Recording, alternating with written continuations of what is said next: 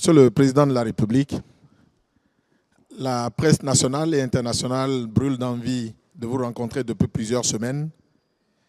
Et pour faire suite à cette demande, vous avez bien voulu vous prêter aux questions des journalistes qui ont préféré commencer par l'actualité du 7 décembre et aborder ensuite celle du 14 novembre. Merci. À nouveau, bonjour et merci pour votre présence. Je suis heureux de vous retrouver, surtout après la frayeur que nous avons tous eue il y a quelques jours. Vous savez, Dieu aime le Bénin et nous allons jamais cesser de lui rendre grâce pour ça. Alors je suis à vous, on se parle cash. Madame, vous avez l'honneur. Merci Monsieur le Président. Je suis Inès Fassia, directrice de Bénin TV Junior. Les enfants m'ont remis plusieurs questions, mais dans ce lot-là, je vous pose une seule. Ils veulent savoir comment vous vous sentez après le 7 décembre. C'est des enfants qui veulent savoir comment se porte le Père de la Nation. Aussi simple que ça. Merci. Je vais bien. Je vais très bien. Même si mon moral a pris un petit coup.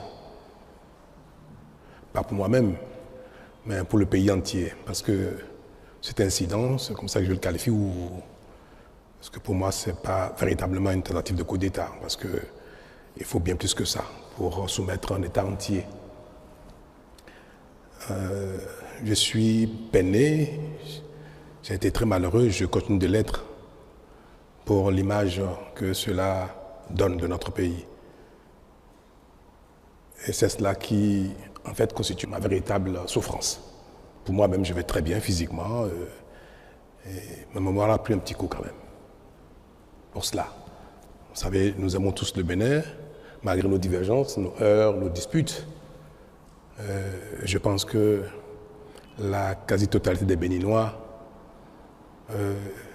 elle était loin de penser qu'un tel événement se produira au Bénin.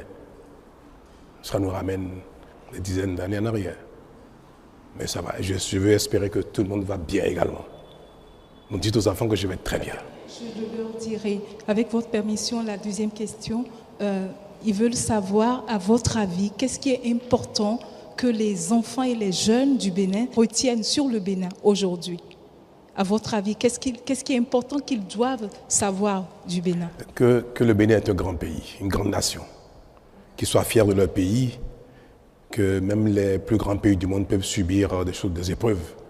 Ce n'est pas parce que nous avons connu une épreuve douloureuse, rare, que cela remet en cause la grandeur de la nation béninoise. C'est notre capacité à réagir, à faire face à ce genre de défis, d'épreuves, qui fait de nous aussi un grand pays. Donc qu'ils soient fiers du Bénin. Merci Monsieur le Président. Je suis Aboubakar Takou, quotidien Le Béninois libéré et BLTV. Monsieur le Président, le coup d'État, heureusement déjoué du 7 décembre dernier, est l'œuvre d'un démembrement de la garde nationale. Une essence que vous-même avez inspirée et créée. Et à ce qui paraît, cette garde nationale est l'essence la plus chouchoutée de notre armée nationale. Monsieur le Président, avec le recul, n'avez-vous pas un sentiment de regret d'avoir constaté que c'est plutôt les enfants de la bonne maman qui ont été à l'origine de cette trahison à l'encontre de la République? Je vous remercie. Non, je n'ai pas de regret du tout. Et je peux vous dire que ce n'est pas la garde nationale qui a opéré l'attaque. Non. Heureusement. Vous savez, dans toutes les communautés du monde, quels que soient les marginaux, on ne peut pas reprocher à la nation béninoise d'avoir en son sein quelques voyous, quelques crapules, quelques marginaux. On ne peut pas reprocher à la garde nationale, à l'armée tout entière, d'avoir en son sein des crapules. Alors, ce qui aurait peut-être permis de qualifier la garde nationale d'un corps en rébellion, c'est si nous avons pu avoir tout le commandement, ou une partie du commandement, ou du sous-commandement. ou bien une frange importante de l'unité. Mais ça n'a pas été le cas, heureusement. Et ceux qui ont opéré l'attaque n'étaient pas tous, sinon, dans leur grande majorité, ils ne relèvent pas de la garde nationale. Ce sont quelques soldats qui étaient en séjour dans le camp de Togbe pour des formations, pour des mises à niveau assurées par quelques formateurs de la garde nationale. Et je peux vous confirmer que l'armée béninoise tout entière, et notamment la garde nationale, elles ont été extraordinaires. Elles ont, dans les premières minutes, confirmé leur allégeance à l'État, au chef supérieur des armées, à leurs autorités, et ont engagé immédiatement des hommes pour venir au secours de l'État, pour venir porter main forte au mater les voyous.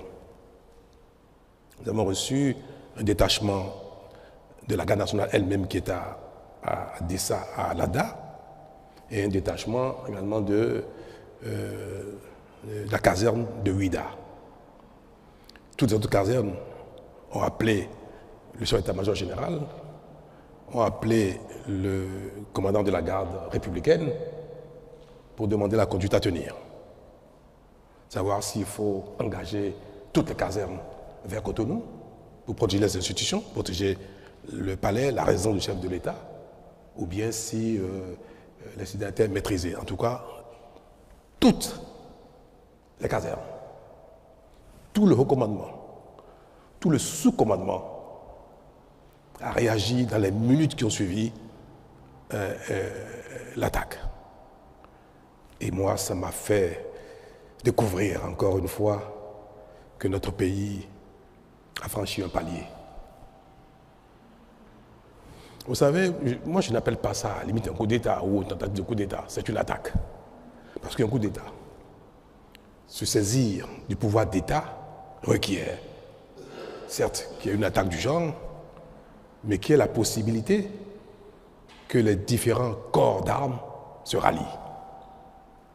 Qu'il y ait la possibilité que l'opinion publique, encore une bonne frange, se rallie.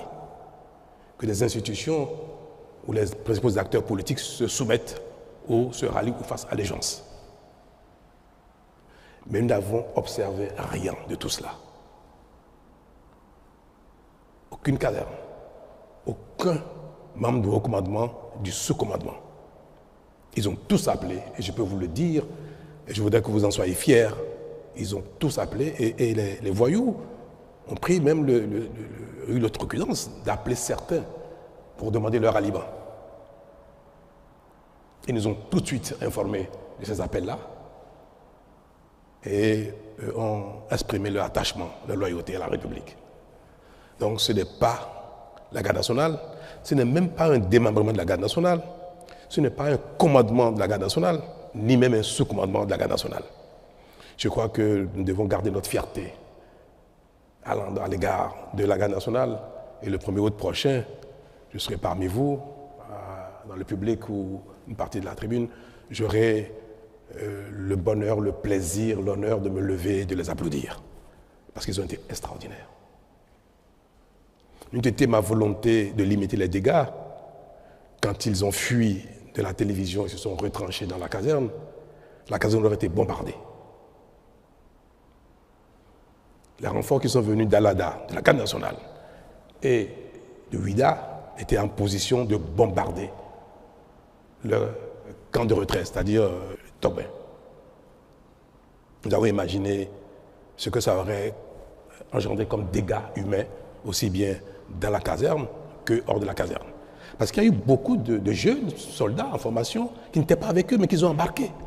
Vous avez dû le constater dans la vidéo qui a circulé à l'occasion de leur prise éphémère de la télévision. Et il disait, je crois, il n'est pas avec nous, bien suis-le, suis-le. C'était même ridicule. Une bonne partie des enfants, des jeunes qu'ils ont embarqués ne savent même pas pourquoi. Vous savez, dans l'armée, quand un chef vous dit « venez, il y a une opération », vous suivez, par discipline. Donc ils ont embarqué les enfants, les garçons, qui sont venus découvrir sur le site de quoi il s'agissait. Et beaucoup, d'ailleurs, leur ont échappé pour ne pas être mêlés à cette forfaiture. Alors mes très chers, notez que l'armée béninoise et la garde nationale ont joué leur rôle et je continue de le garder, je continue d'être fier à leur égard. Monsieur le Président de la République, je suis Paul Danogbe du média en ligne Africaro. Aujourd'hui, dites-nous quelles sont les mesures qui ont été prises pour que les Béninois n'assistent plus à ces événements, à ces tristes événements. J'ai presque envie de dire que vous êtes le plus chanceux dans la sous-région. Quel est le secret du président Patrice Talon? Ben non, je n'ai pas de secret. C'est la nation entière qui, comme je viens de le dire, n'est plus à ce stade du tout.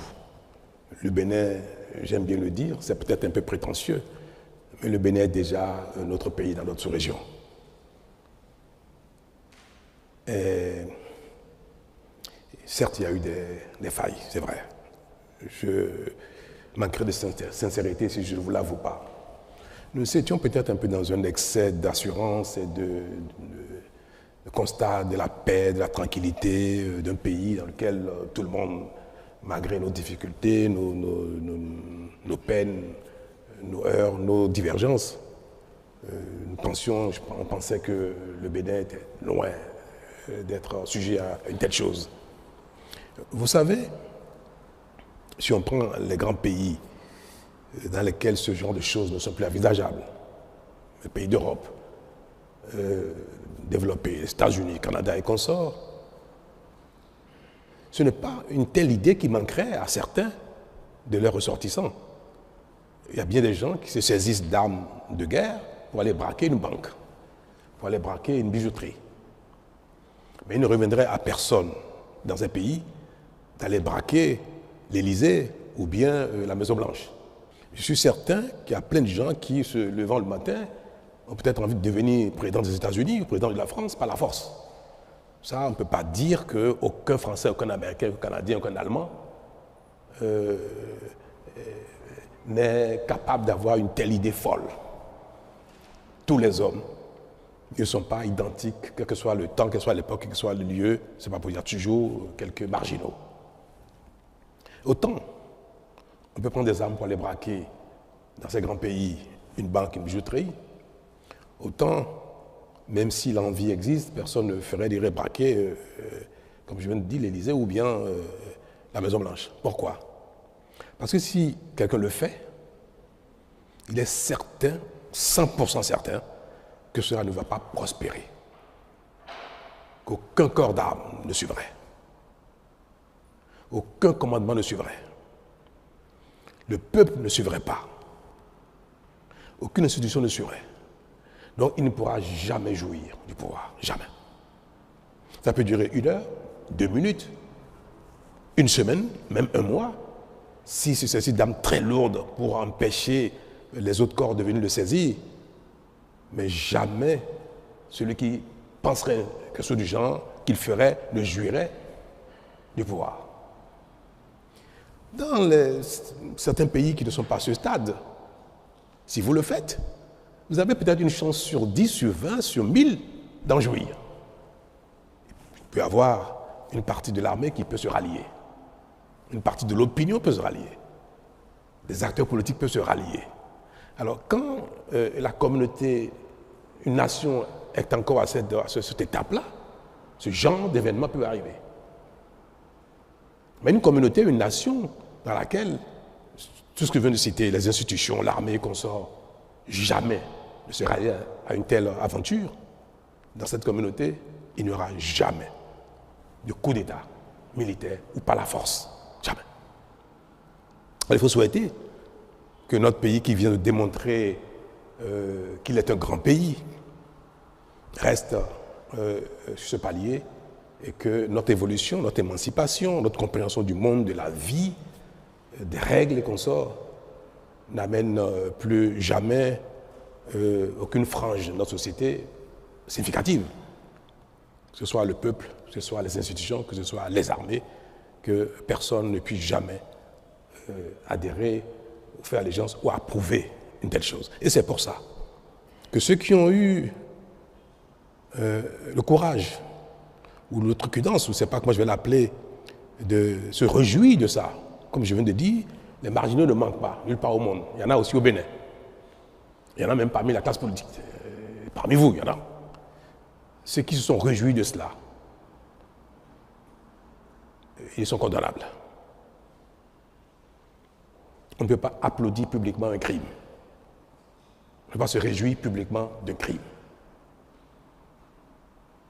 Mais je pense que plus le temps passera, et plus ce genre de marginaux seront en nombre infime, pour que la nation dans sa globalité soit effectivement une très grande nation. C'est pour dire que c'est au Bénin qu'il faut, je vais dire ça, qu'il faut apporter le salut de ce qui s'est passé, c'est-à-dire que la tentative n'est pas prospérée. Moi, je n'ai pas de secret particulier. Je suis chef d'équipe pour un temps, ça va s'achever bientôt. Et nos actions ne portent que parce que les Béninois adhèrent à ce que nous faisons, malgré les divergences qu'on peut observer ici et là. Nous ne pourrons pas dire qu'aucun Béninois n'aura jamais, plus jamais une telle idée, mais il ne faudrait pas que l'idée puisse prospérer à ce point. Même si très vite, nous avons eu le dessus. Ils ont été chassés de la maison, vaillamment. Même moi-même, je n'ai pas eu peur d'être avec la garde républicaine, parce que je savais très bien que jamais cela ne prospérerait, que nous ferons face. Ils sont allés à la radio, on les a poursuivis, ils ont été délogés très vite de la radio, mais il y a eu un temps qui s'est écoulé entre le moment où ils ont été délogés et le moment où le ministre de l'Intérieur est venu s'exprimer. C'était un week-end, il fallait qu'ils viennent de Calavi. Et c'était la personne la plus indiquée. Mais ceux qui sont à la CRTB ont bien vu qu'il n'y avait pas eu de résistance. On les a poursuivis, ils sont partis très vite. Bon, c'était des voyous. C'était des voyous, des petits terroristes qui ont été manipulés, encouragés par quelques acteurs marginaux politiques du Bénin et puis quelques également personnes étrangères que je me garderai d'évoquer ici parce que la justice s'est déjà saisie de cette affaire-là. Donc c'est des petits voyous, des barlotins, je ne sais même pas comment il faut les qualifier, insensés, qui ont été encouragés, manipulés par des nostalgiques et par des jaloux. Je n'en dirai pas plus. Je suis Emmanuelle Sodji, correspondante de France 24 au Bénin. Ma question est la suivante. Quelle est votre véritable lecture politique de cette tentative de coup de force?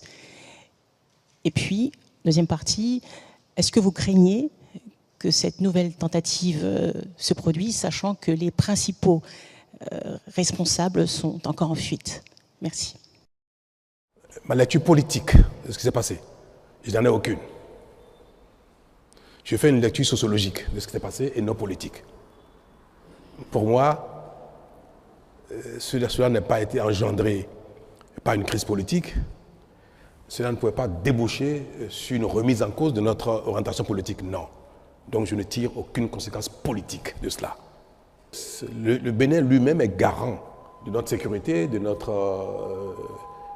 ce que personne ne peut plus s'emparer du pouvoir par la force. Ce sont ces choses-là qui sont essentiellement les garants de notre stabilité. Donc, si il n'y a pas d'assurance que la prise de pouvoir d'État par la force de cette manière ne peut se prospérer, je pense que c'est ce qui ne se reproduiront plus jamais. nous venons de donner un exemple aux marginaux. Donc, pour moi, madame, cela ne se reproduira plus jamais, juste parce que les uns et les autres ont pu constater que le Bénin n'est plus à ce stade. Toutefois, comme je viens de vous le dire tout à l'heure, les mesures appropriées pour ne pas perturber la quiétude des Béninois seront prises pour que des intentions du genre ne puissent jamais s'exprimer, que ça reste dans la tête des marginaux et qu'ils ne passent jamais à l'acte, ou même s'ils le tentent, à la seconde d'après, que ça ne puisse prospérer. Gérard Goyon, je suis du journal L'événement précis.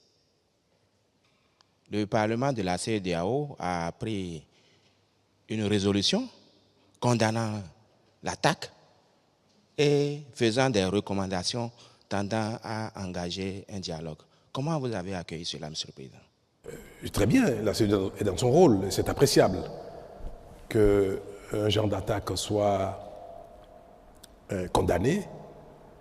Et il est également du rôle de la CEDEAO d'appeler à la concorde, à la discussion, à la paix dans tous les pays où quelque chose paraît remettre en cause l'ordre constitutionnel, donc politique. Paraît. Donc il est évident que la communauté internationale invite le Bénin, invite le président de la République, les acteurs politiques, à ne jamais emprunter cette voie pour régler un problème qui pourrait être politique, qui pourrait l'être. Donc c'est évident que la CEDEAO nous demande, au besoin, d'engager des dialogues pour que ce ne soit jamais par les armes que nous réglons nos différends. Ceux qui ont peut-être encouragé ces enfants, garçons, à faire une telle chose, et qui ont peut-être des raisons politiques, sont également concernés par ce genre de message.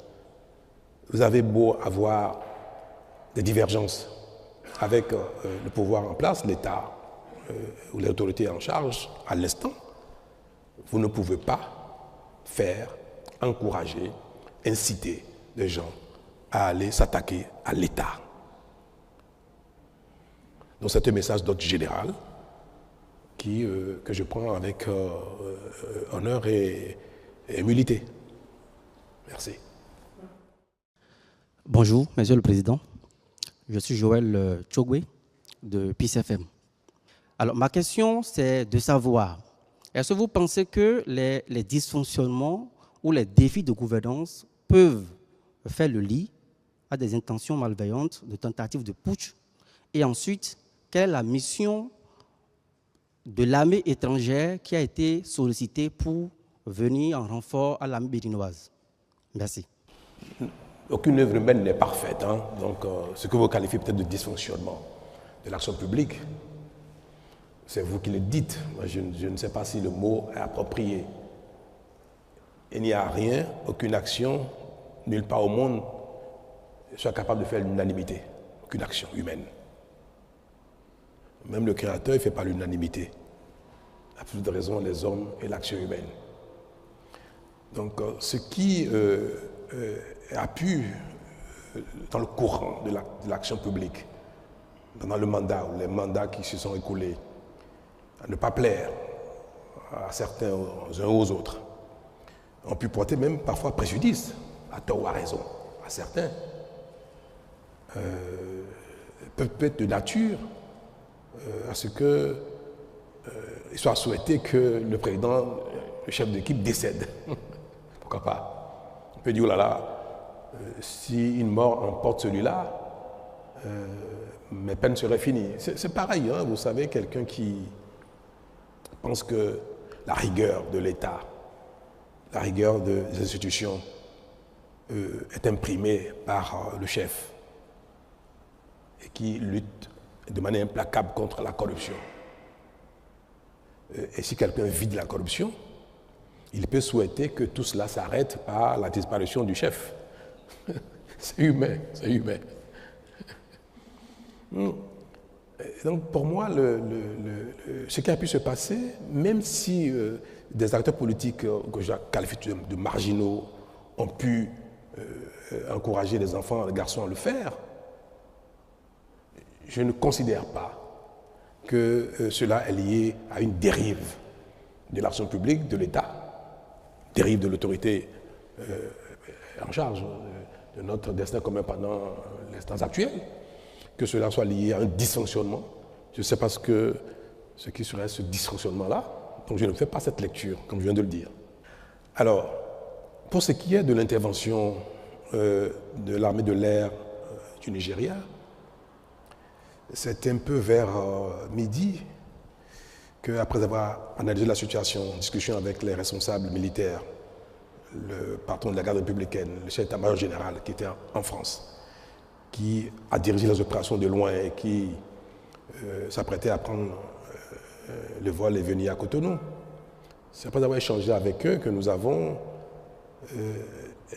décidé de faire appel à une frappe, à un pays susceptible de nous aider à faire une frappe chirurgicale. Parce qu'ils se sont retranchés à Togbe avec des armes lourdes, avec des blindés. On avait neutralisé un des blindés devant la télévision nationale, mais ils sont retournés dans la caserne avec des blindés. Vous savez, dos au mur, ils peuvent encore faire des bêtises. C'est-à-dire commencer dans la caserne à tirer, à faire n'importe quoi, sachant que la cause était perdue. Nous avions nous aussi positionné des blindés non loin du camp pour les convaincre, résoudre à déposer les armes. Vous ne pouvez pas être certain que des gens qui ont fait une telle folie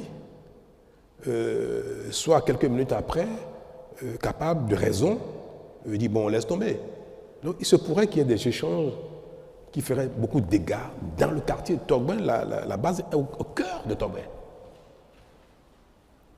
Je ne peux pas être président de la République, c'est parce que j'ai été éprouvé à quelques minutes que je vais dire, peu importe les dégâts que ça va occasionner, peu importe les vies innocentes qui pourraient être perdues.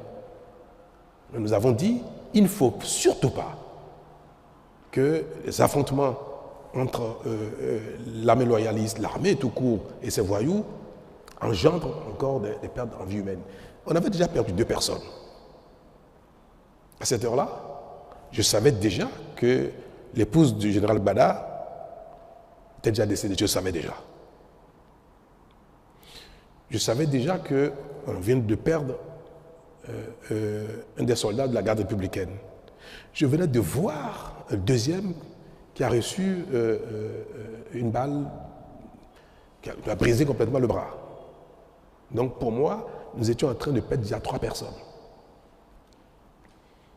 Est-ce que ces voyous, il faut les bombarder, les anéantir et les tuer? Nous avons aboli la peine de mort au Bénin. Nous n'allons pas, par nos armes, tuer des gens qui sont dans le crime.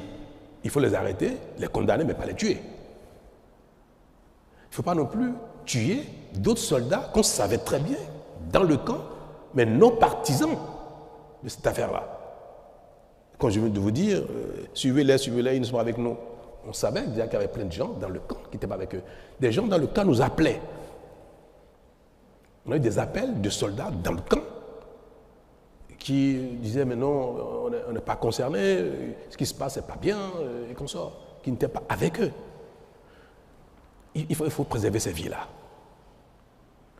Ne disposons pas d'aéronefs susceptibles de faire des frappes ciblées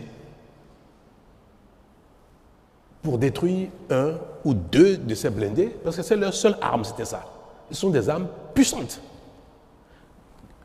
en face desquelles il fallait déployer la même force de frappe. C'est vrai, nous étions en supériorité. Toute l'armée béninoise, avec une vingtaine de garçons, c'est vite fait. Mais il y aurait dans tous les cas, si on avait utilisé nos armes, il y aurait des dégâts. Il y a un type d'arme dont le Bénin ne dispose pas. C'est des aéronefs susceptibles, très haut, de faire une frappe millimétrée. Peut-être que les temps à venir, nous allons l'acquérir. Mais vous savez, nous venons de loin. Et nous consacrons nos ressources à nous assurer du minimum. Notre stratégie de lutte contre le terrorisme, de préservation de la sécurité intérieure du pays, requiert des acquisitions assez spécifique. Les terroristes n'utilisent pas des blindés. Nous ne pensons pas que le Bénin irait un jour en guerre contre les pays voisins. Si on a beaucoup d'argent, on achèterait tout et n'importe quoi. On n'a pas beaucoup d'argent. On achète ce qui est utile, important, impératif pour nous. Donc avoir des avions qui coûtent très cher, à l'achat, à l'entretien, à l'utilisation, pour tirer sur des blindés, autant le Nigeria peut disposer de cela, autant ce ne serait pas raisonnable que le Bénin investisse des centaines de milliards pour acheter de telles armes, même si l'utilisation peut s'avérer nécessaire à certains moments de la vie, comme vous venez de l'observer. Pour préserver Togben, le quartier et les vies humaines, il fallait faire appel à une telle arme pour neutraliser un ou deux blindés de tête afin qu'ils comprennent qu'ils sont totalement nus et qu'ils se rendent. Donc vers midi, nous avons décidé de solliciter le Nigeria. Nous savions, le commandement militaire béninois savait que nos amis nigérians disposaient de tel équipement. On leur a fait appel via la CEDEAO, via le président Tinubu lui-même en personne, et nous avons opéré les formalités nécessaires dans la journée pour que ce soit une intervention qui se fasse dans le cadre de la CEDEAO, normée, bien précis, et nous avons dit dans quel cadre nous voulons le faire, et nous avons rassuré même les Nigérians que cela éviterait beaucoup de pertes en vie humaine. Le président Tinubu a été rassuré de cela, parce que il ne faut pas, pour neutraliser une dizaine de gars, vingtaine, tuer des centaines d'autres. Donc c'est exclusivement à cet effet que nous avons sollicité les appareils qui sont venus opérer. Ils ont fait 2 frappes. Ça suffit pour que ce qu'on espérait s'est bien passé. C'est la débandade. Donc nous avons eu raison d'avoir fait ce choix-là. Le président du Nigeria a souhaité envoyer une troupe terrestre. Vous savez, quand vous êtes éprouvé, il est de bon ton de ne pas refuser l'aide, même si vous n'en avez pas besoin. Les règles de courtoisie requièrent cela. Vous êtes éprouvé, on vous dit, on va vous aider. On envoie des hommes. Même si vous n'avez pas besoin de ça, vous dites merci. Donc on a reçu les troupes terrestres qui sont arrivées vers minuit, 1h du matin, alors qu'on n'a pas besoin de ça. J'étais déjà passé à la télé moi-même, dire que les Béninois pouvaient vaquer à leur occupation le soir même. Pourtant, l'armée nigériane est venue par voie de terre à minuit. Nous avons installé. Ça montre que la coopération fonctionne bien une fois de plus. Tout cela montre bien que on peut toujours compter sur la coopération internationale si il y a besoin. Bonjour Monsieur le Président, Osias Sonovo de Bénin TV. Merci de nous avoir assuré sur le maintien et la préservation du pacte républicain qu'on salue aujourd'hui. Cependant, le pays a reçu un coup pour son image. Tigri et son escouade rapprochée sont toujours en fuite. Permettez d'insister sur la question d'Emmanuel Sodji. Est-ce que vous redoutez une nouvelle tentative et est-ce qu'on peut savoir où il se terre, si vous ne pouvez pas pour le moment nous parler des complicités du voisinage? Où est-ce qu'il se terre? Moi, je ne crains pas une récidive de la chose. Et même si ça devait se faire, soyez tranquille, peut-être personne ne le saura parce que ça n'ira pas à ce point-là. C'est vrai, ils sont en fuite et c'est vrai que nous voulions qu'ils déposent des armes, qu'ils se rendent. Et pour ne rien vous cacher, à un moment donné, nous avons eu Tigri au téléphone. Le patron de la garde républicaine lui a parlé au téléphone. Il lui a dit, garçon, c'est une folie ce que tu fais. Rends-toi, dépose des armes. Il a dit, ah non, il ne faut pas sous-estimer ma capacité de nuisance, c'est pas ce qu'il a dit. Non, mais nous voyons que vous voulez nous bombarder. J'espère à un moment donné, ils étaient déjà dans la demande d'un apaisement eux-mêmes. Alors, quand le concerné montre déjà ses faiblesses, il dit, mais ne nous bombardez pas, Vous comprenez donc que nous ne pouvons pas aller plus loin. Et quand effectivement nous avons réduit, ils ont commencé par fuir, deux choses l'une. Certains ont fui avec leurs armes, qu'ils ont jetées après dans les caniveaux, dans les rues de Togben, puisque nous avons reçu des armes, la population nous a amené des armes après. Quand ils fuient comme ça avec des armes, vous les poursuivez, c'est des champs de tir, le risque encore de mort devient réel à l'instant où vous poursuivez quelqu'un qui est armé dans un quartier densément peuplé. Nous aurions pu, si on avait donné le feu vert aux hommes de la poursuite, de tirer sur eux, quand ils ont commencé à faire le mur, quand certains sont mis en civil, certains sont mis en civil et sont sortis du camp sur des motos. Moi, j'ai donné les consignes de ne pas abattre qui que ce soit en fuite. Parce qu'il y a déjà eu un premier lot qui s'est enfui. Quand ils sont arrivés dans le camp, Tigri lui-même est parti du camp en civil et en voiture. Il a abandonné les garçons, il a quitté il est sorti du camp. Quand la frappe a eu lieu, il n'y était plus. Donc, ceux qui sont enfuis, tant mieux. Nous les recherchons, nous avons retrouvé certains pas mieux, mais certains n'ont pas été retrouvés et je crois, ont eu la facilité de quitter le territoire. Parce que vous savez très bien que la convivialité, la bonne cohabitation entre nos deux pays, la CEDEAO, même si parfois sur les papiers, ce n'est pas une réalité, entre les populations, c'est une réalité. Les échanges sont libres, totalement libres entre les populations sur les frontières.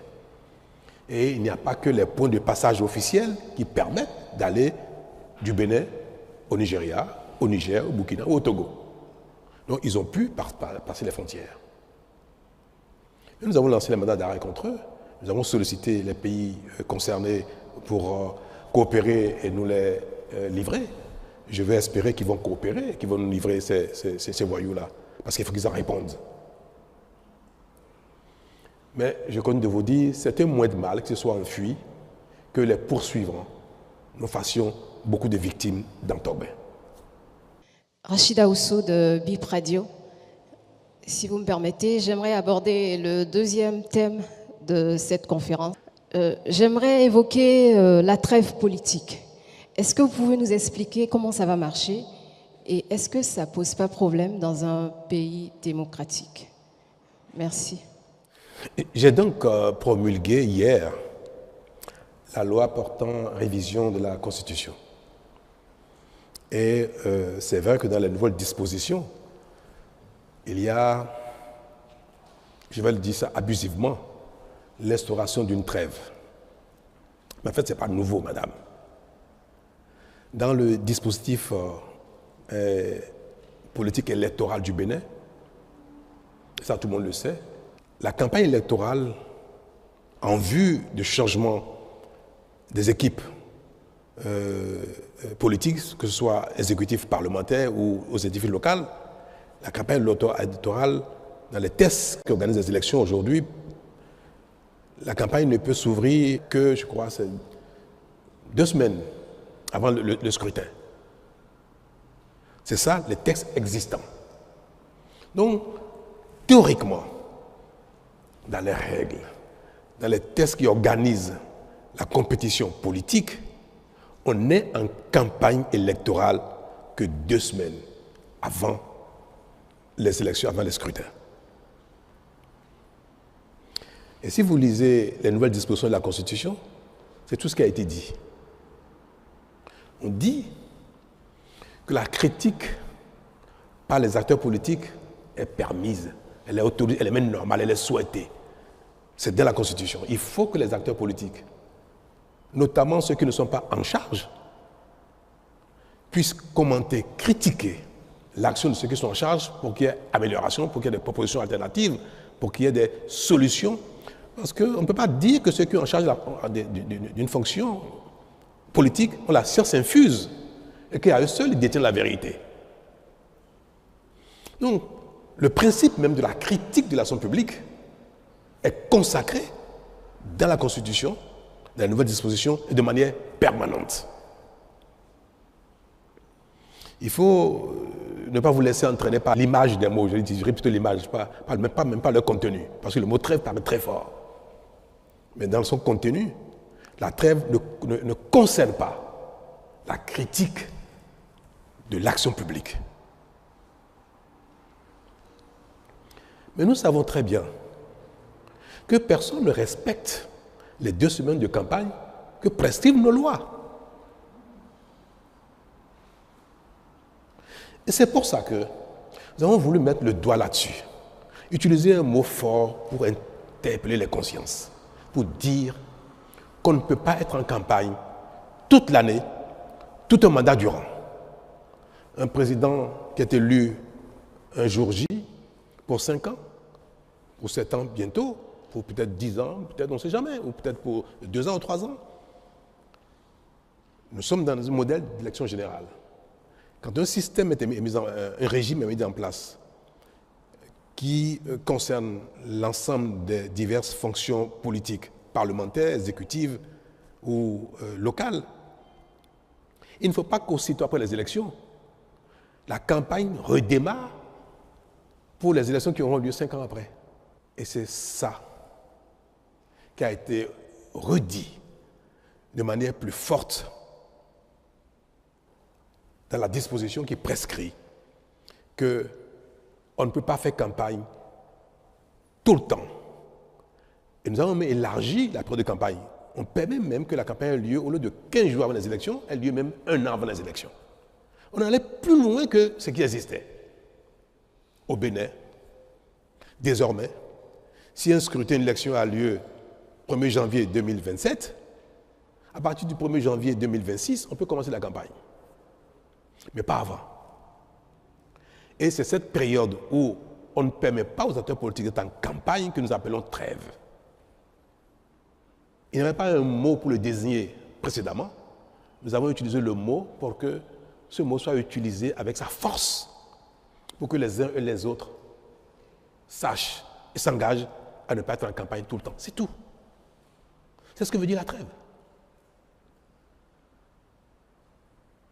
Nous en faisons un foin terrible parce que nous sommes habitués à ce que même quand les textes existent, qu'on ne les respecte pas. Et il a suffi qu'on mette le doigt dessus, qu'on dit « oh là là, vous nous interdisez de parler ». Mais la disposition constitutionnelle consacre que la critique soit permanente. Barnabas Roukouma, journaliste et promoteur du groupe de presse d'Abaro. Nous sommes à Parakou. Merci beaucoup, Monsieur le Président. Au lendemain du vote de la loi portant révision de la Constitution, le gouvernement a fait une tournée dans le pays pour expliquer aux populations le contenu de cette nouvelle loi. Qu'est-ce qui ressort de cette tournée? Est-ce que ce sont les rapports qui vous ont été faits qui ont permis à ce que plus tard vous promulguez finalement cette loi? Je vous remercie. Moi, j'ai été consulté par les partis politiques. Cette loi qui a été votée n'a pas été votée dans mon dos. Je vais vous le dire. J'ai été consulté et le ministre de la Justice a participé au débat. Et nous avons fait des amendements. Donc, ce qui a été voté était parfaitement en phase avec notre vision. Et je change beaucoup avec les partis politiques qui appuient l'action gouvernementale. Je n'exerce pas la fonction tout seul. Je suis en concertation permanente avec les partis politiques qui nous accompagnent. Et d'ailleurs, des lois à caractère politique ne peuvent pas être votées sans qu'il n'y ait quand même une certaine discussion, convergence de point de vue entre les acteurs politiques qui soutiennent l'action du président et lui-même. Donc, je ne vais pas me dérober sur la question, j'ai été bien informé et j'ai participé à sa rédaction. J'ai même fait des suggestions d'amendements. Vous savez, les dispositions de la révision de la Constitution sont quelque chose de sensible. Vous me direz pourquoi on n'a pas fait ça avant. Et moi, je vais vous dire une chose. Ça me caractérise, même si tout le monde le sait déjà. C'est quoi le rôle d'un leader? C'est quoi le rôle d'un leader? Un leader politique, un leader religieux, un leader social, un leader d'une cause donnée. C'est quoi son rôle? C'est de réfléchir à ce qu'il faut et de le partager, certes, avec sa cible, ses concitoyens, quand il s'agit de leaders politiques, mais aussi c'est surtout d'oser proposer des solutions aux problèmes qui se posent à la communauté. Donc un leader, ce qu'on entend d'un leader, ce n'est pas simplement tout le temps d'aller recueillir ce que veut la communauté pour mettre en œuvre, point barre. Mais sinon, quel est notre rôle? Quelle est la compétence? Quelle est l'énergie? Quel est le savoir-faire? Quelle expérience que nous mettons au service de nos concitoyens si nous ne pouvons rien leur proposer? J'estime qu'il est de notre devoir de faire l'analyse de nos conditions de vie, de l'environnement international, national, et de proposer les solutions les plus indiquées pour que le pays avance. Si je dois attendre que les solutions viennent de mes concitoyens qui, dans leur quotidien, s'occupent de ceux qui les concernent directement et que ce pourquoi ils m'ont élu, ce pourquoi ils ont élu les députés, il faut qu'on se dérobe pour aller leur demander, mais sur telle situation, qu'est-ce qu'il faut faire? Mais c'est une faillite. Non, il ne faut pas se dérober. Nous pouvons voter une loi et rendre compte. Je crois que c'est ce qui a été fait. Le temps que nous avons mis à promulguer n'est pas lié à la reddition de comptes. Non. Il fallait que la Cour constitutionnelle se prononce sur la conformité de la loi par rapport à la Constitution. Mais j'ai voulu, par respect au peuple, j'ai voulu quand même que tout de suite, dès que la loi a été votée, j'ai voulu que le peuple soit informé de cela, nonobstant la procédure de validation par la Cour constitutionnelle en ce qui concerne la constitutionnalité de la loi. Bonjour Monsieur le Président. Oui. Le Sénat. Quels sont ses pouvoirs réels? Beaucoup pensent que c'est une institution que vous avez créée qui se place au-dessus des institutions qui existent et que c'est également pour placer le futur président de la République sous tutelle. Et est-ce que vous êtes le futur président du Sénat? Le Sénat, tel qu'il a été défini, paraît une invention béninoise, n'est-ce pas? J'ai entendu dire qu'il n'y a aucun élu au Sénat, que le Sénat n'a aucune légitimité. Pourtant, le Sénat a un rôle important. Je veux vous dire que c'est vrai, chacun imagine, invente ce qui lui convient, ce qui est conforme à ses besoins, à son histoire, à sa réalité. Mais il est rare que les idées même les plus belles, les plus innovantes ou novatrices relèvent d'une exclusivité. Dites-vous une chose, quand vous pensez à quelque chose de très bien, quelqu'un a déjà pensé à ça. C'est rare qu'on soit vraiment les seuls à avoir une idée novatrice. Le fait que ce soit un parlement de gens désignés, de compétences, d'expérience, de sagesse, existe ailleurs dans le monde. Vous le savez, non? Le Bénin n'est pas le seul pays dans lequel le Sénat est composé à 100% de personnes désignées, aucun élu. Le Canada. Le Sénat du Canada, il n'y a aucun élu dedans. Ils sont tous désignés. Ce n'est pas le Canada qui nous a inspirés. Hein.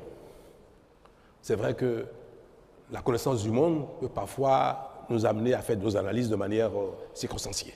Le rôle qu'on a voulu donner au Sénat requiert que ce soit un Sénat de personnalité.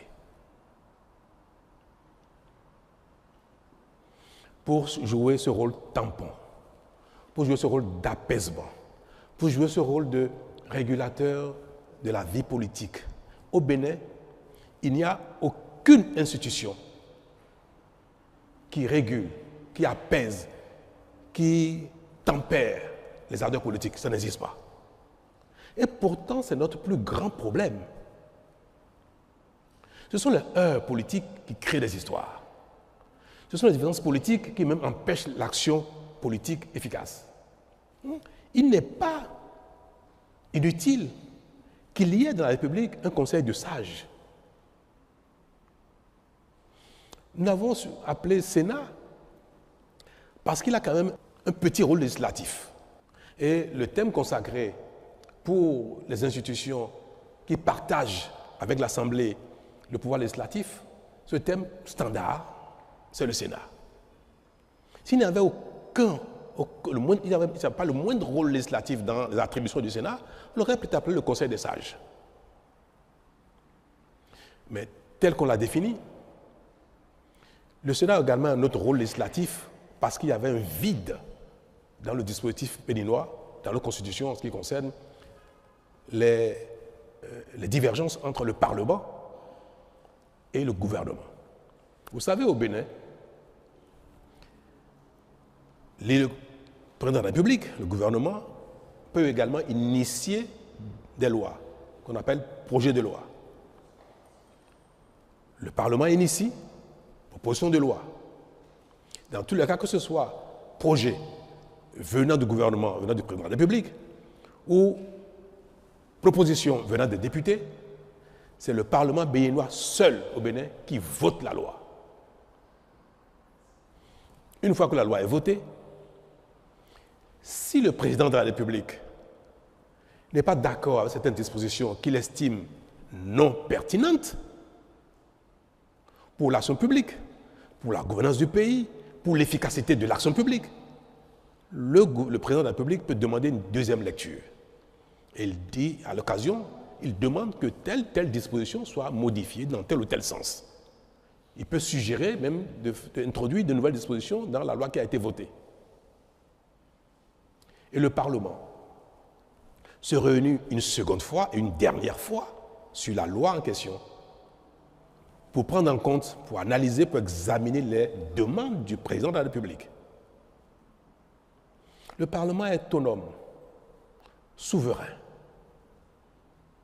Il a beau recevoir les demandes du président, il a beau recevoir ses commentaires, le Parlement peut ne pas suivre la demande du président de la République et voter la loi telle qu'elle avait déjà voté la première fois, ou voter différemment.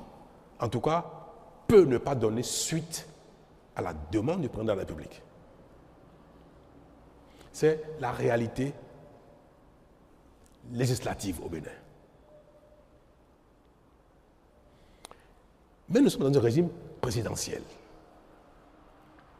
où l'ensemble de l'action publique, de développement, d'organisation, de sécurité, de financement, tout cela relève des prérogatives du président de la République. Quand il y a divergence majeure entre le président de la République, entre le gouvernement et le Parlement, il peut y avoir un blocage. Et on l'observe dans les grands pays où ils ont un système bipolaire, où le pouvoir est véritablement partagé entre un Parlement, je vais donner l'exemple de la France, entre le Parlement et le président de la République. Parce que ce n'est pas un régime parlementaire, c'est un régime présidentiel, mais qui partage son pouvoir exécutif avec la majorité parlementaire. Il peut y avoir des blocages terribles. Le Bénin n'est pas dans un régime du genre, mais quand même, les lois peuvent être votées sans l'approbation ou sans prendre en compte les demandes ou les exigences du président de la République. C'est bien pour la démocratie, mais parfois pour les pays comme les nôtres, ça génère des paralysies ou ça génère des perversions. Et c'est surtout les perversions qu'il faut craindre. Pendant longtemps, pour ceux qui ont la mémoire des choses, pour voter les lois au Parlement, ce sont des valises d'argent qui vont à Porte-Novo. Vous avez oublié ça apparemment. Pourtant, ça date d'à peine 10 ans. On en parlait de manière confortable.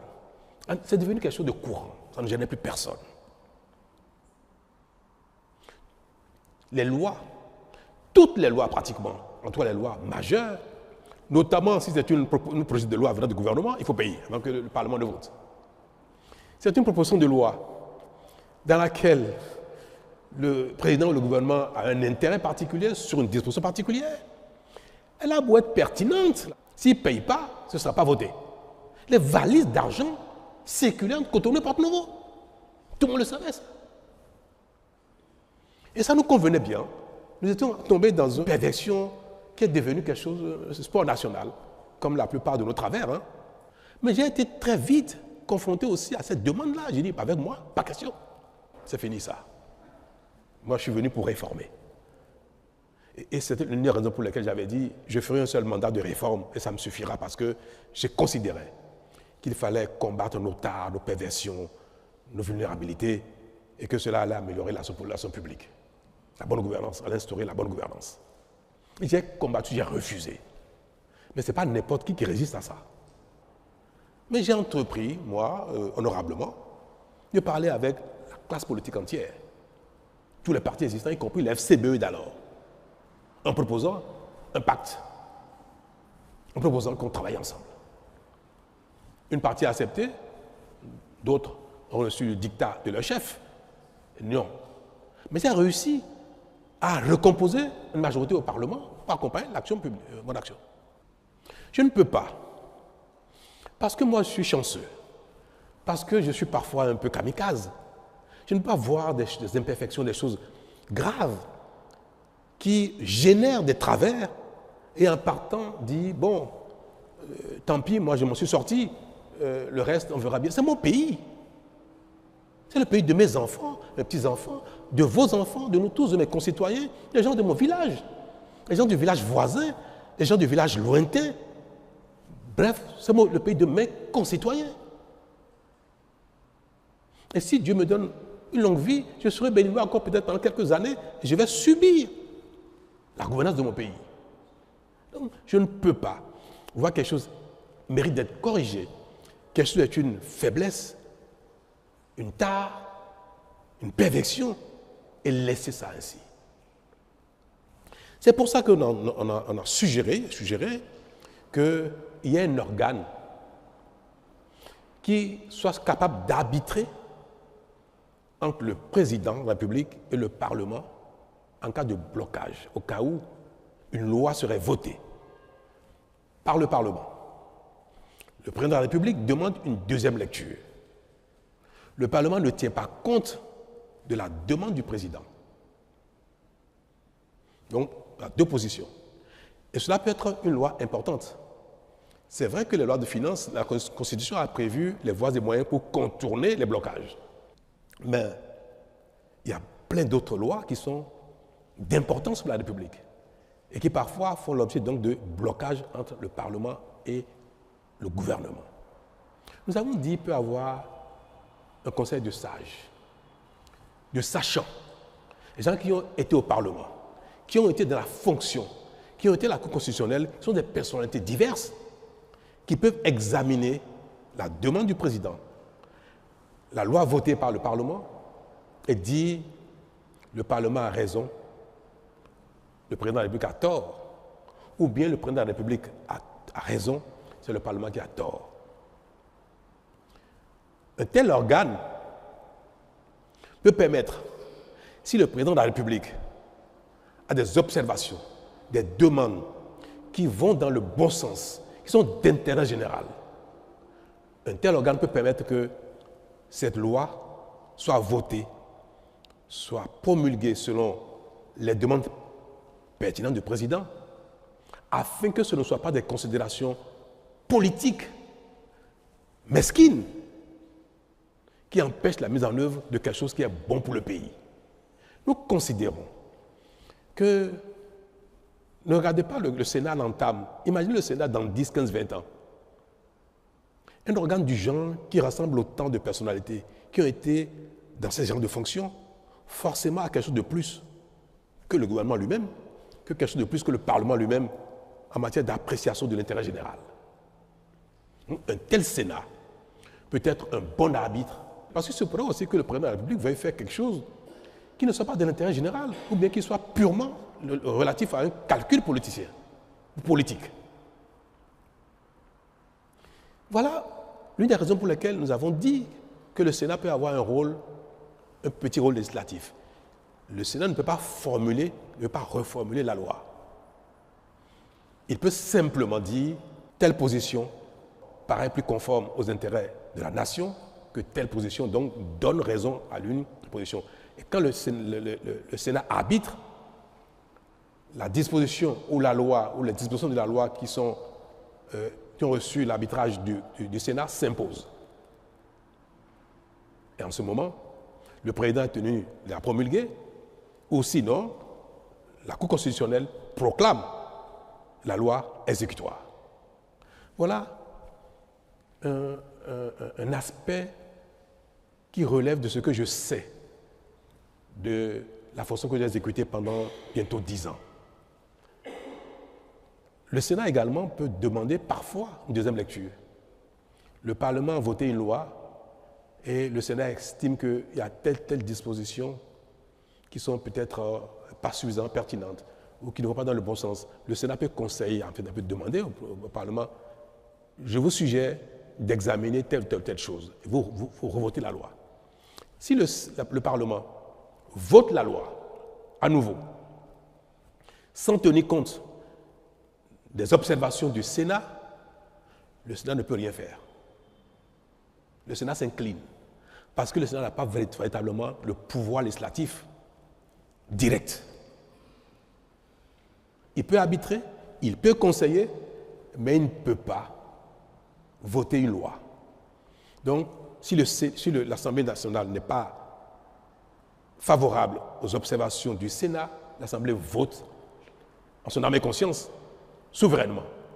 Et maintenant, c'est une affaire entre l'Assemblée et le président de la République, qui sont les deux qui détiennent la légitimité du pouvoir législatif, exécutif. Voilà. Voilà pourquoi nous avons instauré le Sénat. Il y a une troisième prérogative, mission du Sénat, c'est d'appeler de temps en temps les acteurs politiques à la raison. Vous savez, on me dit, mais la Cour constitutionnelle est déjà un organe qui régule la vie politique, mais ce n'est pas vrai. On dit, mais les acteurs politiques peuvent répondre devant la loi de ce qu'ils font. Mais on ne répond pas souvent devant la loi, des acteurs politiques, de nos actions politiques. Il y a plein de choses que le politique peut faire, peut dire,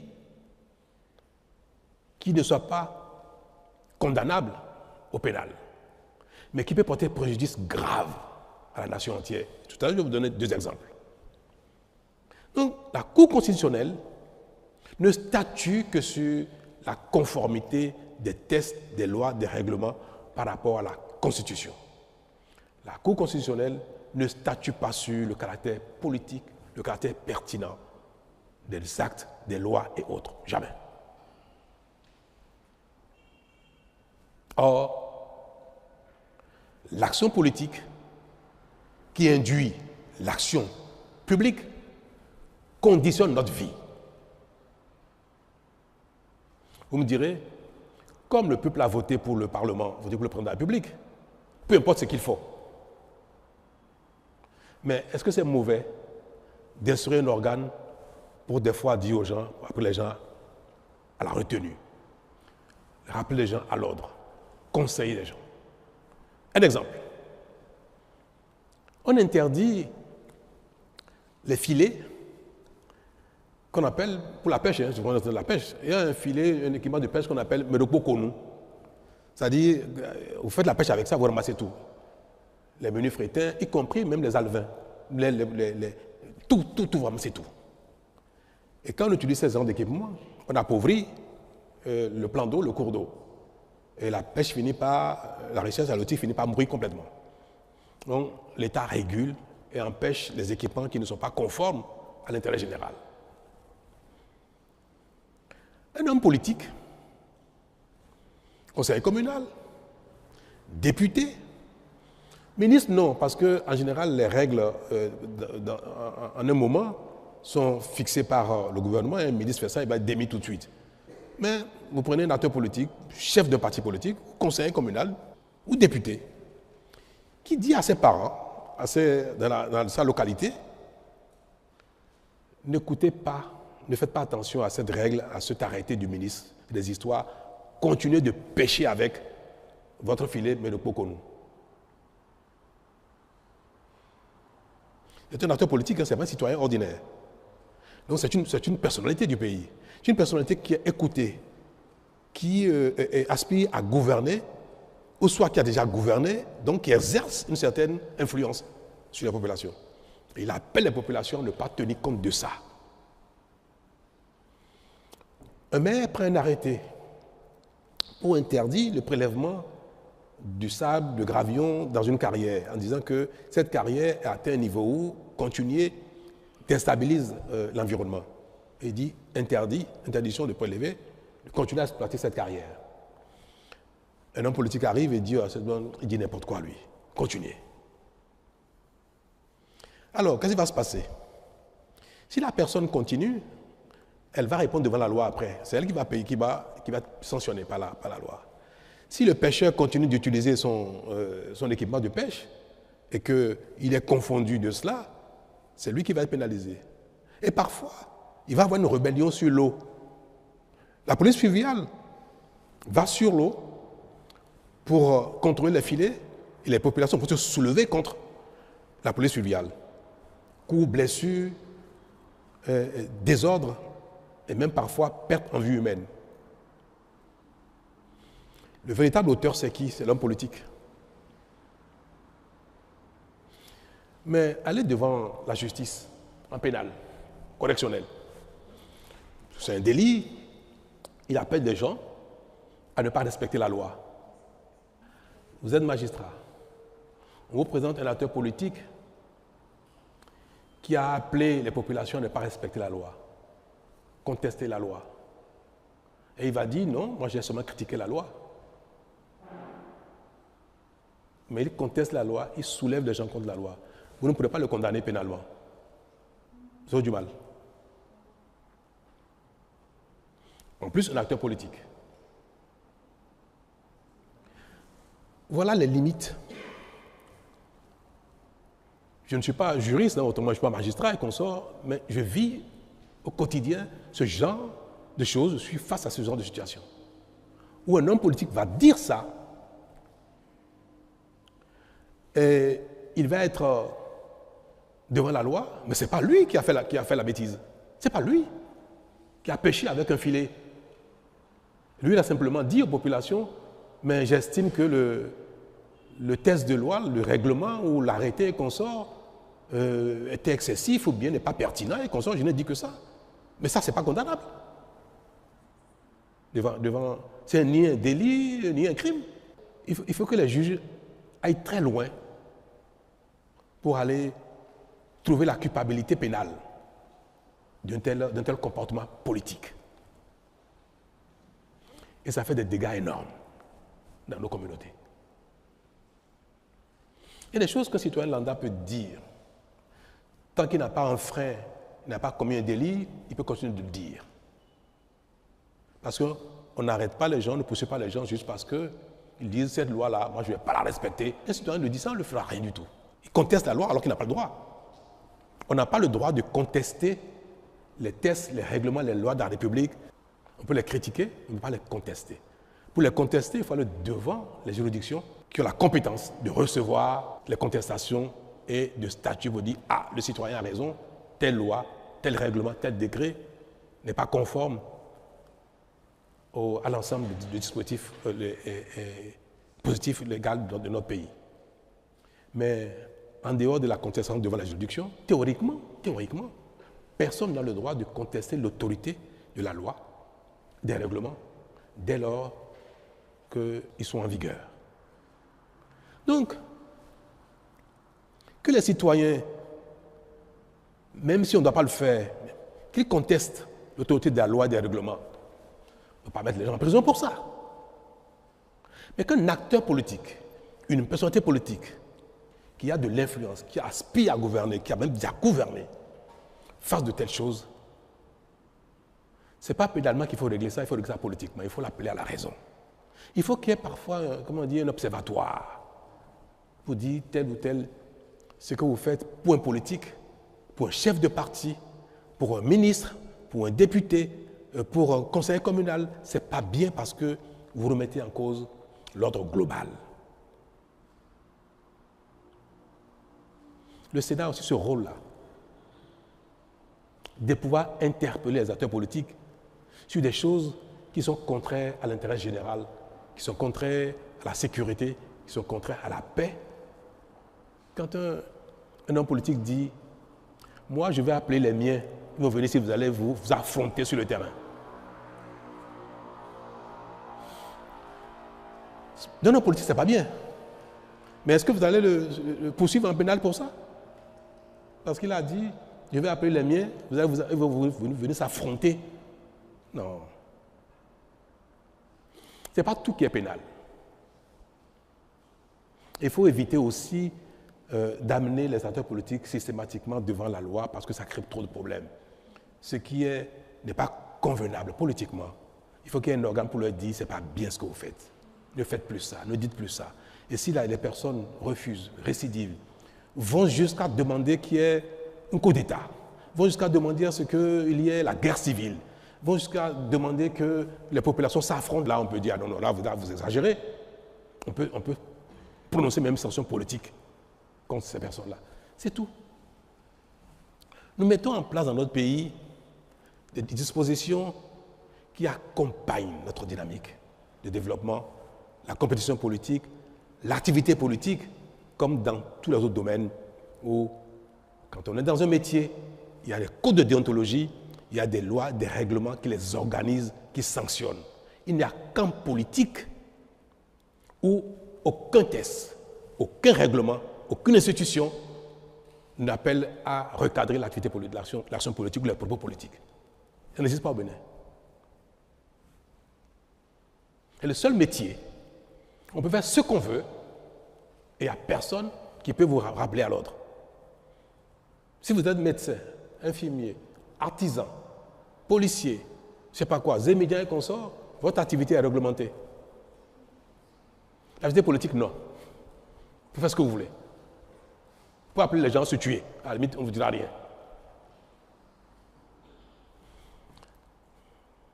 Est-ce que c'est un tort de proposer qu'il y ait un conseil de sages qui appelle les uns et les autres à la raison pour que nous vivions plus en harmonie et que l'action politique publique soit efficace et non chaque fois objet de conflits, de guerre. Voilà, mesdames et messieurs, l'intérêt du Sénat. Je pense qu'il serait bien que nul ne se dérobe. Que nul ne se dérobe. Que toutes les personnes qui ont servi ce Bénin, ce pays, qui ont une certaine personnalité, une certaine expérience, une certaine notoriété, acceptent, pendant qu'ils sont encore un peu vigoureux, d'être dans ce conseil de sages. Moi, je ne vais pas me dérober. Et j'espère que personne ne se dérobera. Personne.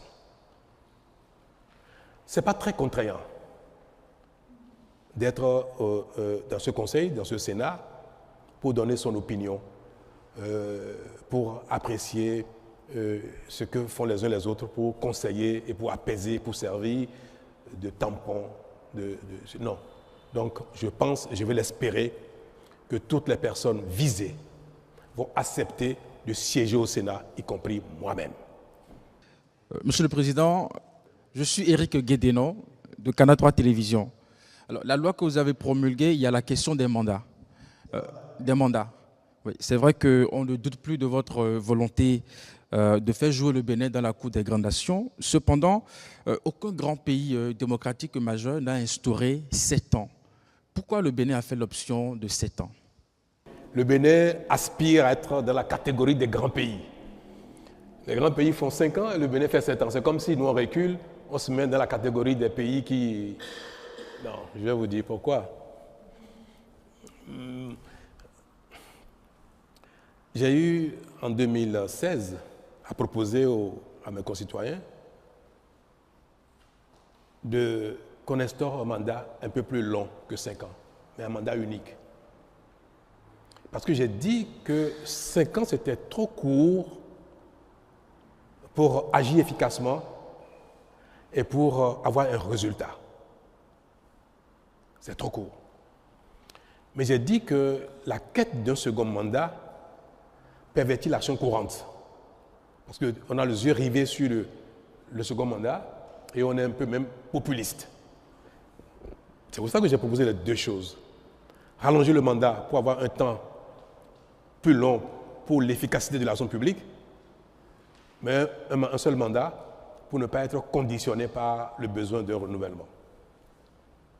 10 ans après, et un titre de la charge, je peux vous dire que je suis plus que jamais convaincu que 5 ans, c'est trop court.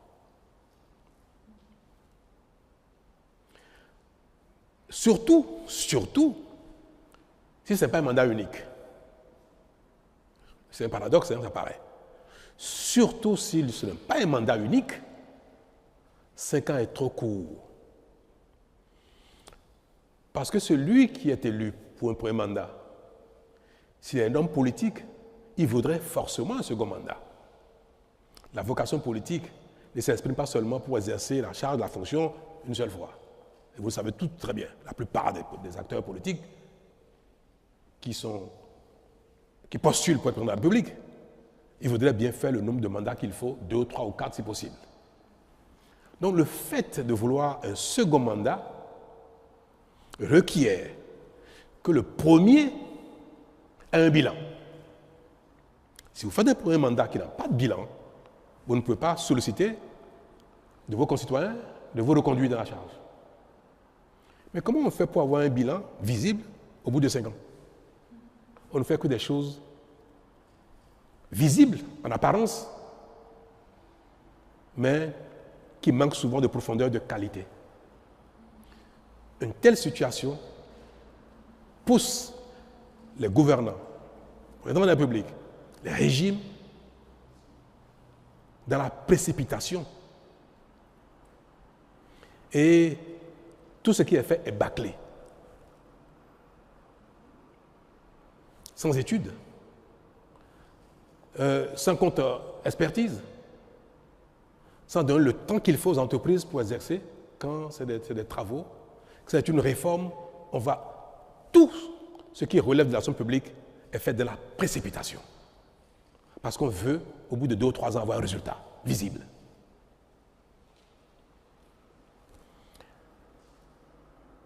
Les pays qui font 4 ans, les grands pays, 4 ans, 5 ans, c'est des pays dans lesquels tout est déjà fait. On va prendre l'exemple des États-Unis qui font 4 ans. L'exemple de la France qui est passé de 7 ans en 5 ans. Mais quand vous écoutez les attentes des populations aux États-Unis, en Allemagne, en Italie, en France, c'est quoi l'attente des populations? Quelle est leur demande face aux acteurs politiques? Quand vous écoutez l'offre politique des acteurs politiques italiens, espagnols, français, canadiens, américains, quand vous écoutez leur offre politique, de quoi ils parlent? Vous n'entendrez jamais les populations françaises, américaines ou italiennes demander de l'eau à leurs acteurs politiques. Il nous faut de l'eau, jamais. Qui a déjà entendu ça une fois dans les réclamations des populations en France ou aux États-Unis? Jamais. Vous n'entendez jamais demander de l'électricité. Ils ne demandent jamais la route. Ils ne demandent jamais des hôpitaux. Ils ne demandent jamais les écoles. Même pas les universités. Peut-être des centres de recherche. Pourquoi? Parce que l'eau, ils l'ont déjà depuis longtemps. La route, ils l'ont depuis longtemps. L'électricité, les gens naissent avec ça, ils ne s'imaginent pas que ce soit un bien particulier. C'est une banalité. Vous n'entendez pas les gens dire, dans ma région, je veux une université. Les gens ne demandent pas ça. Les populations vont dire, nous voulons lutter contre l'immigration. Pour qui on va voter pour qu'il combatte l'immigration? Pour qui on va voter pour qu'il assure notre sécurité dans les quartiers, dans les villes? Sécurité. Lutte contre l'immigration. On va entendre Nous ne voulons pas aller à la retraite à 65 ans, on veut continuer à la retraite à 60 ans. Des choses qui relèvent du confort de vie et non des fondamentaux de survie même, d'existence. Nous sommes sur deux planètes différentes. Nous sommes dans deux mondes différents. Le président américain, jamais quelqu'un lui demandera « Oh, électricité, consort, école et consort », jamais. Lui va parler d'impôts. Il va parler d'immigration. Il va parler de la rivalité avec la Chine. À la limite, on peut élire un président américain pour 1 an. C'est suffisant. Parce qu'on veut qu'il prenne des mesures tout de suite contre l'immigration. Un décret suffit. Une fois qu'il a pris le décret, il peut dire bye-bye. Il a satisfait les besoins de ses électeurs. Une fois qu'il a fixé le taux de douane sur ce qui doit venir de la Chine partout et il peut dire bye-bye, j'ai fini. Donc, le temps d'action pour un président américain, 1 an peut suffire pour qu'il satisfasse les demandes de sa population. 1 an peut suffire. Si vous allez en France, il faut combien de temps à un gouvernement pour voter la loi, prendre les décrets pour mettre la retraite à 60 ans, 65 ans, 70 ans? Il ne faut pas 2 ans, il ne faut pas 5 ans. Il faut combien de temps pour prendre un texte pour modifier les conditions d'immigration en France? Pas du temps. Alors, nous imitons des gens qui n'ont pas du tout le même problème que nous. Alors que pour construire des routes, quand vous voulez, on attend de vous, dans chaque localité, qu'il y ait des routes dans chaque localité. Si vous faites ça ici, vous ne faites pas ça là-bas, après les 2 ou 3 ans, vous avez les élections, ils ne voteront pas pour vous. Vous n'avez rien fait pour eux, pour la route. Moi, je suis arrivé, j'ai espéré qu'au bout de 5 ans, j'aurais atteint 80-90% de couverture en eau potable. C'était mon plan, c'était ma volonté, on était engagé là-dedans. Il y a encore des endroits où on dit, mais on a demandé de l'eau, vous êtes venu ici en campagne, on n'a pas eu l'eau. Certains n'ont pas eu de marché, pas eu de stade. Nous avons une course contre la montre. Ça a été terrible. Moi, j'ai pris 20 ans en 5 ans. Oui, je n'étais pas comme ça il y a 10 ans. Et quand je regarde ma courbe de vieillesse, je vois que je suis sorti de la courbe. J'ai vieilli plus vite que je devais l'être. Mais c'est pour dire que le temps de l'action efficace est beaucoup plus long que le temps de la reddition de comptes, le temps politique. Mais quand les gens vous demandent des centres de santé, les gens vous demandent des écoles, les gens demandent de l'eau, c'est d'une telle urgence. Mais malheureusement, si au bout de 1 ou 2 ans, vous n'avez pas fait ça, les populations ne comprennent pas que le temps imparti n'est pas suffisant, qu'il faut beaucoup plus que ça. Vous vous rappelez, j'ai invité les femmes ici, d'Antokpa, ici à la présidence. Je les ai invitées, j'ai dit, d'Antokpa ne peut pas rester là indéfiniment. Insalubrité, incendie, c'est un peu conforme au commerce. Dans 20, 30, 40 ans, le Bénin sera 50 millions d'habitants, on ne peut pas garder Antokpa là. Vous allez accepter de partir de là. Ça fait 8 ans. D'Antokpa n'a pas encore déménagé. Pourtant, nous sommes acharnés au travail. Ceux qui connaissent la zone peuvent aller voir. Mais il a fallu des études. En telle matière, il ne faut pas des études n'importe comment. Des expertises, contre-expertises, les financements, les contrats d'entreprise. Nous sommes en fin de mandat. Ça a été l'une des priorités de mon action en termes d'infrastructures marchandes. 9 ans après, D'Antokpa n'a pas déménagé encore, même si les travaux sont finis. Nous avons décidé que le bitume, le goudron aille partout au Bénin. Je n'ai jamais réussi à le faire en 5 ans. Jamais. Mes chers amis, si nous passons notre temps à imiter, à copier les autres, nous n'allons jamais réussir à faire ce qu'ils ont fait dans le passé quand les conditions étaient différentes, quand ils avaient le temps plus long, les temps d'action plus longs. Nous faisons un saut dans l'avenir avec nos besoins qui datent du Moyen-Âge et nous voulons utiliser les mêmes outils, les mêmes tests, les mêmes temps que ceux qui ont fini avec ça il y a 50 ans, il y a 100 ans, il y a 200 ans. Si nous voulons que nos hommes politiques, les présidents que nous allons élire, ne fassent pas un remake de Maria Gleta, il faut leur donner le temps de l'action. Maria Gleta a été un échec pour 2 raisons essentielles. La précipitation. Le président Boni-Yayi, je pense qu'il est lui aussi, il voulait qu'il y ait de l'électricité. Parce que c'est des choses qui dans votre bilan, vous qualifient.